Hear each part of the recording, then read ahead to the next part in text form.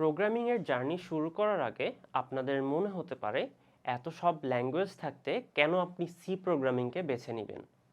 এর কারণ হলো যারা প্রোগ্রামিং শিখতে চান তাদের জন্য সবচেয়ে জরুরি হচ্ছে একটি স্টার্টিং পয়েন্ট।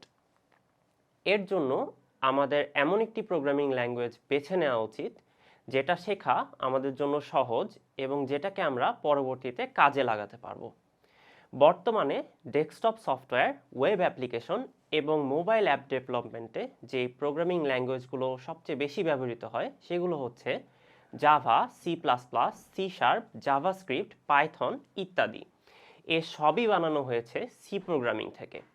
এর কারণে সিকে মাদার অফ অল ল্যাঙ্গুয়েজ বলা হয় এবং সি এর সিনট্যাক্স এবং তার স্ট্রাকচার এর সাথে মডার্ন পপুলার ল্যাঙ্গুয়েজগুলোর যথেষ্ট মিল খুঁজে পাওয়া যায়। স্ট্রাকচার্ড প্রোগ্রামিং হবার কারণে সি শেখা অন্যান্য প্রোগ্রামিং ল্যাঙ্গুয়েজ শেখার চেয়ে অনেকাংশে সহজ।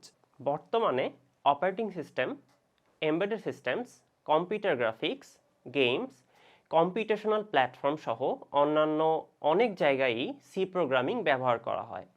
তাই প্রোগ্রামিংয়ে হাতেখড়ি হিসেবে সি প্রোগ্রামিংকে বেছে নেওয়াই বেস্ট ডিসিশন হবে বলে আমি মনে করি।